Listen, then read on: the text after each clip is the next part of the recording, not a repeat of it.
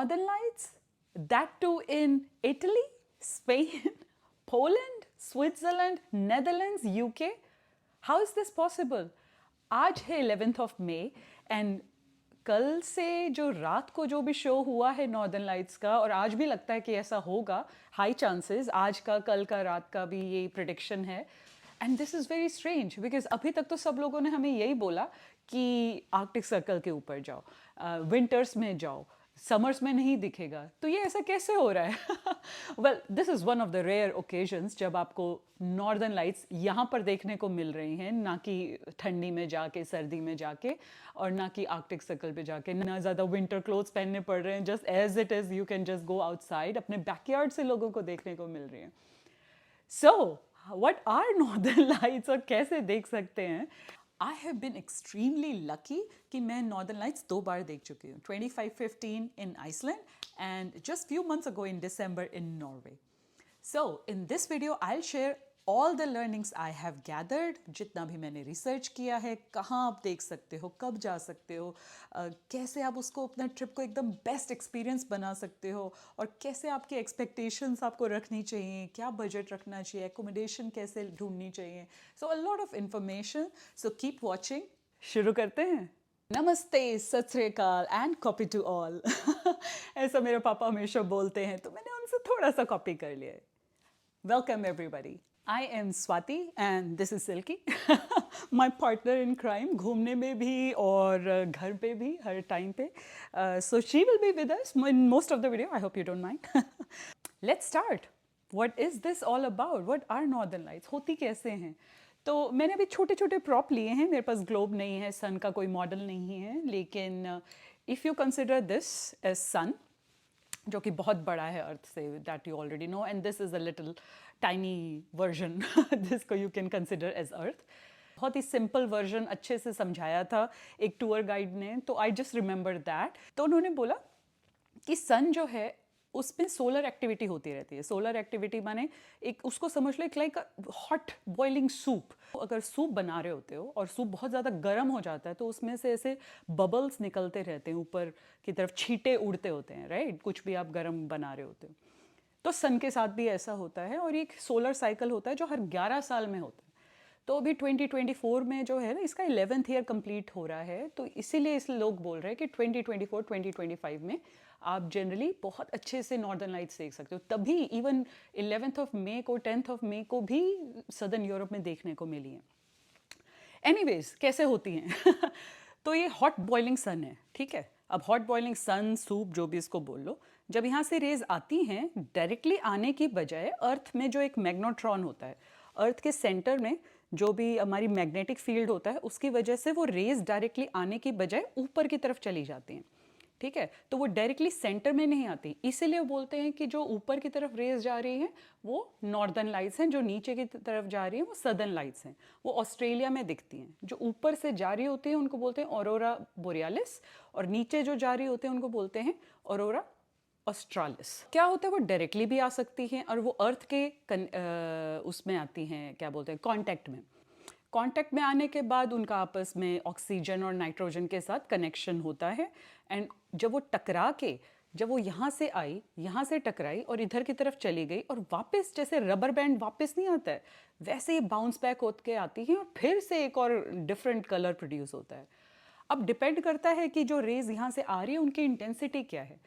अगर इंटेंसिटी बहुत ज़्यादा है तो आपको बहुत ही कलरफुल डिस्प्ले देखने को मिलते हैं अपने अर्थ के आर्कटिक सर्कल के यहाँ पे. तभी बोलते हैं कि आर्कटिक सर्कल के पास जाना चाहिए, क्योंकि वो यहाँ पर तो आ नहीं पा रही है बिकॉज ऑफ मैग्नेट्रॉन इफेक्ट की वजह से. जनरली तो ग्रीन दिखती हैं, लाइट ग्रीन, और कभी कभी नेकेड आई से जनरली दिखती भी नहीं है. अगर कैमरा लेंस हो या फ़ोन लेंस हो तो उससे अच्छे से दिख जाती हैं. बट जब ये सोलर साइकिल बहुत हाई पीक पे होता है, हर 11 साल के साइकिल पे आता है, तब ये इतना ज़्यादा पावरफुल हो जाती हैं कि वो इवन कनेक्ट यहाँ से आके यहाँ लगने के बाद, फिर से वापस बाउंस बैक होने के बाद, वो पिंक भी दिखती हैं, पर्पल भी दिखती हैं, कभी कभी रेड भी दिखती हैं. सो बहुत ही डिफरेंट वेरिएशंस देखने को मिलते हैं. तो अभी जो कल देखने को मिली थी वो जनरली पिंक पर्पल थी. ग्रीनिश और जो भी एकदम ऐसे डांसिंग वाली लाइट्स होती हैं वो जनरली आर्कटिक सर्कल पे दिखाई देती हैं. तो it's a very simplified version कैसे बनती हैं. So now you know a little bit. अगर आपको डिटेल में जानना है तो यू कैन वॉच. बड़े एक्सपर्ट लोगों के वीडियोज़ हैं. मुझे सिंपल अपना फंडा इतना याद है, इतना बहुत है. नेक्स्ट क्वेश्चन जो मुझे बहुत लोगों ने पूछा है कि when to go and see northern lights. देखते हैं. सिल्की भी इतना ध्यान से सुन रही है. सिल्की, कब देखने जा सकते हैं नॉर्दर्न लाइट्स, आप बताओगे? चलो मैं ही बता देती हूँ. तो when to go to see northern lights, these are the lights जो आपको अंधेरे में ही दिखेंगी. डार्क स्काईज, अंधेरा होना चाहिए, लाइट पोल्यूशन नहीं होना चाहिए. तो सबसे बेस्ट टाइम रहता है winters in Europe. Of course Alaska में भी दिखती हैं, कनाडा में भी दिखती हैं, रशिया के कुछ पार्ट्स में भी दिखती हैं, बट मैंने यूरोप में ही देखी हैं, तो मैं यहीं का ही बता रही हूँ आपको. बेस्ट टाइम रहता है सितंबर के मिड से लेके अप्रैल के मिड तक. इवन अप्रैल के फर्स्ट वीक तक it's like really perfect time. क्यों? क्योंकि दिन हो जाते हैं छोटे, रात हो जाती हैं लंबी, और जो ये एक्टिविटी हो रही होती है ये आपको अच्छे से तभी दिखेगी जब रात हो रही होती है, बहुत ज़्यादा और क्लाउडी ना हो. सो इसीलिए वो वेदर आपको ऐसा चाहिए होता है जब बहुत ज़्यादा एकदम डे लाइट ना हो. बिकॉज अभी it's like 11th of May, ये हो गए हैं 7:30 और अभी तक सूरज चमक रहा है. तो ऐसी रोशनी में तो दिखना it's quite impossible. Okay, Silky को पसंद नहीं आया ये वो टॉपिक, वो बाद में आ जाएगी. You want to come back? No? Okay. अगर आपको अपना ट्रिप प्लान करना है तो सितंबर के एंड से लेके October, November, December, January, February and March is also really good, and beginning of April तक you can plan your trip. Come come baby Silky, कम.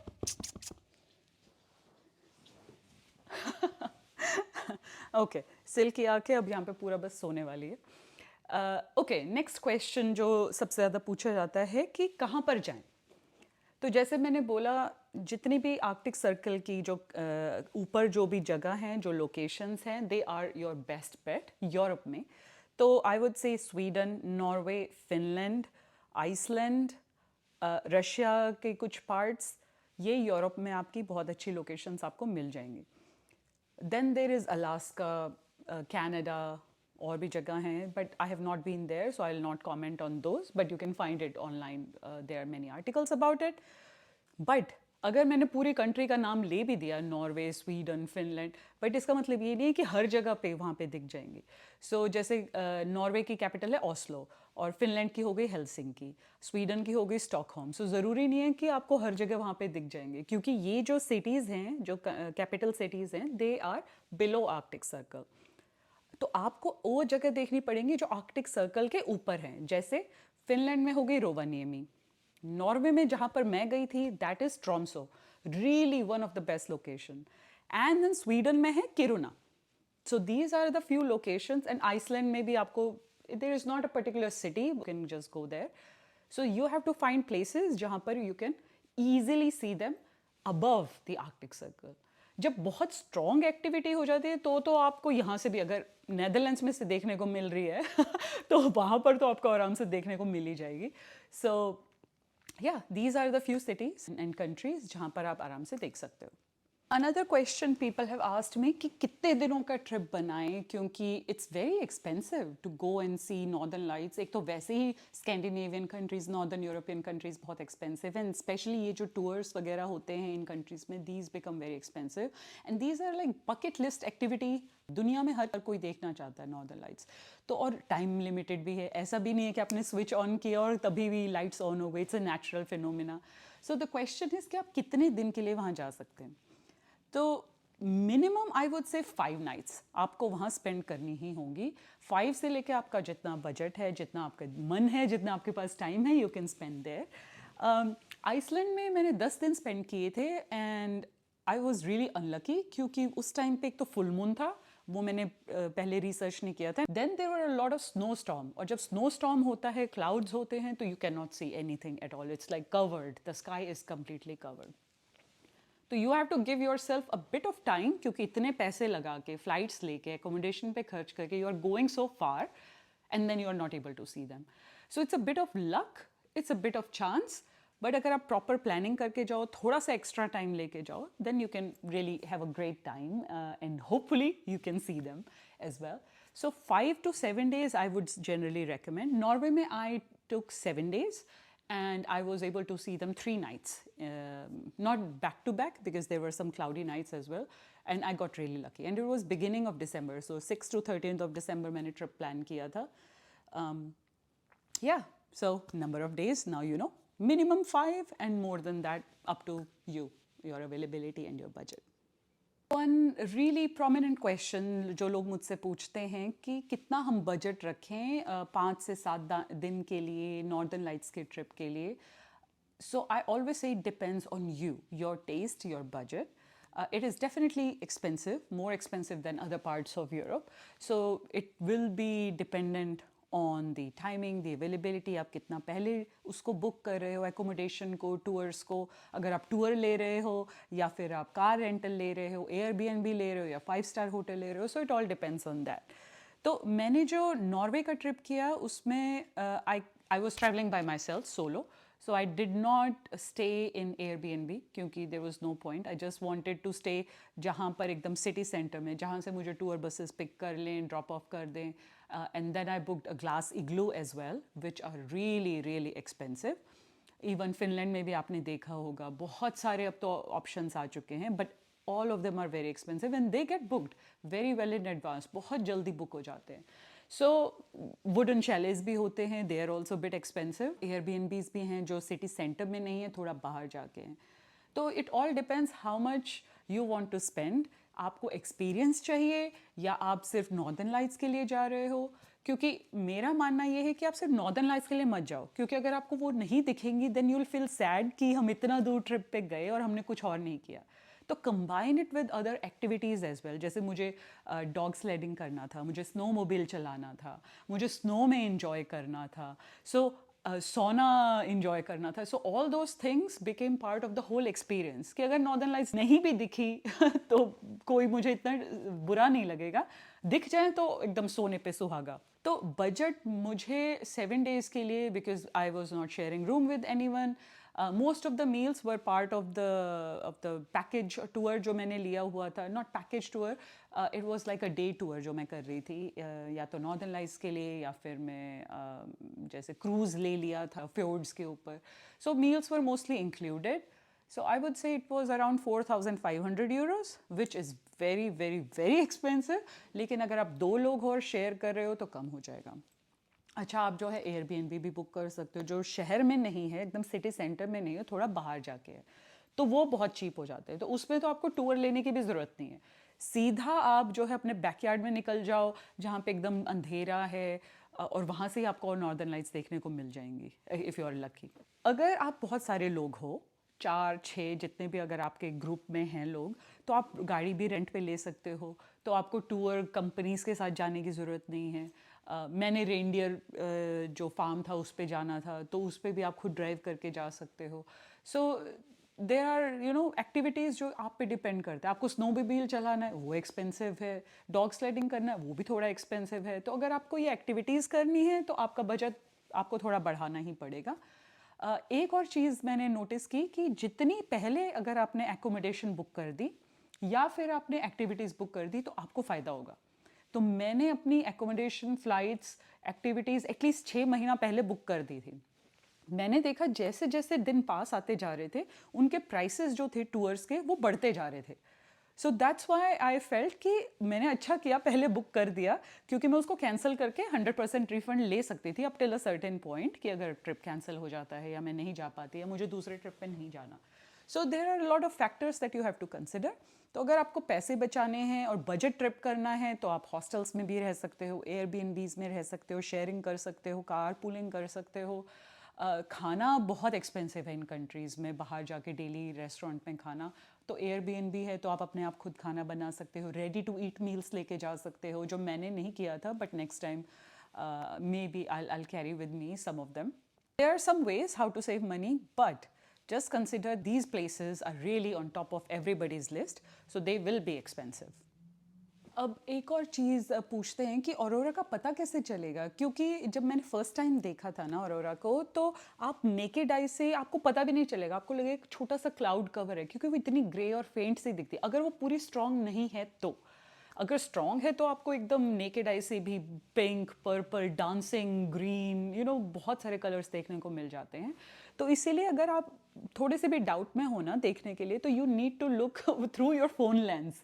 तो उससे आपको दिख जाएगा कि अच्छा ये तो हल्की सी ग्रीन है, तो ये क्लाउड नहीं है, ये ऑरोरा है। तो अगर आपने देखी होंगी जो बहुत ही एकदम कलर इन्हेंस लाइट्स, तो या तो उनको कलर थोड़ा सा उनका बाद में अब बढ़ा दिया है, या फिर बहुत ही ज़्यादा सोलर एक्टिविटी थी। तो ये जो आप कैसे पता चलेगा, so there are few apps, aurora app के नाम से भी है, जो बाकी सारी हैं वो मैंने डिस्क्रिप्शन में डाल दी हैं। एक केपी इंडेक्स होता है, उससे पता चलता है कि आप कितना उसका लेवल है। अगर केपी लो है तो बहुत कम देखने को मिलेगा, अगर केपी इंडेक्स ज़्यादा है तो आपको बहुत अच्छे से उसका नाइट डिस्प्ले हो जाएगा। फिर क्लाउड कवर कितना है, कहाँ पर है, किस जगह पर है, क्योंकि ज़रूरी नहीं कि क्लाउड सारी जगह सब फैला रहे। किसी पॉइंट पे ऐसी जगह निकल आती हैं जहाँ पे बहुत ही कम क्लाउड्स हैं, तो एकदम वहाँ पे भी आप जा सकते हो। तो मैंने टूर्स क्यों बुक किए थे, क्योंकि मुझे इतनी टेंशन नहीं लेनी थी कि भैया एक तो मैं अकेले, ऊपर से मुझे ड्राइव वहाँ पे करने के लिए अकेले गाड़ी लेनी पड़ती, which will be very expensive again, खुद से जाना पड़ता है रात में। तो जो मैंने टूर्स लिए थे वो अपने आप आपको पिक करते हैं, या तो होटल से या फिर एक सेंट्रल पॉइंट से, and then either they give you thermal clothing और you need to bring your own clothes. तो डिपेंड्स आप कौन सा टूर बुक कर रहे हो। अगर आपको चाहिए तो वो भी मैं डिस्क्रिप्शन में डाल दूंगी, नहीं तो कमेंट कर देना कि आपको अगर ऐसे वाले टूर्स का देखना है। So there are many many different kind of tours for northern lights. छोटे भी हैं जिसमें 8-10 लोग होते हैं, एक फुल बिग बस वाला भी मैंने लिया था जिसमें I think we were like 40-50 people and they took us, क्योंकि बस ज़्यादा जगहों पर जा नहीं सकती। तो उनका एक डेजिग्नेटेड 2-3 स्पॉट्स थे, वहाँ पर जाके हमने देखा। तो वहाँ पे भी मेरे को देखने को मिल गया था, जब मैं छोटी बस में गई वहाँ पे भी देखने को मिला था, लेकिन उस रात को ऑरोरा एक्टिविटी इतनी ज़्यादा स्ट्रॉन्ग नहीं थी, तो हमें इतनी ज़्यादा अच्छी फ़ोटोज़ नहीं मिली थी। सो या इट डिपेंड्स। बहुत सारी प्रिडिक्शंस। और ये जो क्या करते थे ना टूर ग्रुप वाले, ये अपने आप कनेक्शन रखते थे, एक दूसरे को बता देते थे। तो जो बस में होता था, ड्राइवर होता था और एक टूर गाइड होता था जो फोटोग्राफर भी होता था, तो वो ट्राईपॉड कैरी करते होते थे, अपना खुद का कैमरा, क्लोथिंग, ड्रिंक्स भी हमें वार्म ड्रिंक्स देते थे, कुकीज़ देते थे, तो वो सब कैरी करते थे। And then they would call their office. उनके ऑफिस में भी लोग बैठे होते थे बताने के लिए कि अच्छा अब आप इस डायरेक्शन में चले जाओ, यहाँ का बड़ा ही जो है क्लाउड कवर क्लियर हो गया है, यहाँ पर अच्छा दिखेगा।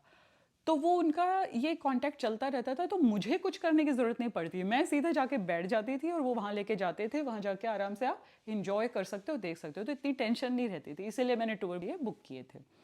So that's another thing कि if you want, you can book the tours or you can hunt aurora or northern lights on your own. So depends, what do you feel like? मैंने अभी कैमरे का एंगल थोड़ा सा change कर दिया है, क्योंकि मुझे अच्छा नहीं लग रहा था कि सिल्की बेबी जो है थोड़ा सा दूर जाके बैठ गई है, कैमरा में अच्छे से नहीं आ रही है। तो अभी आराम से यहाँ पे दिख जाएगी। ओके, सो आई थिंक जो मोस्ट ऑफ द क्वेश्चंस जो मुझे लोगों ने पूछे हैं उसके मैंने आंसर्स आपको दे दिए हैं। अगर आपको और भी कोई आंसर्स जानने हैं तो please write down in the comments and I will be happy to answer those. Other than that, if you have seen aurora कहीं पर भी, so please write down, please share with me कि कहाँ पर आपने देखा, कैसा आपका एक्सपीरियंस रहा, अच्छा लगा कि नहीं लगा। And then thank you so much for watching and sayonara.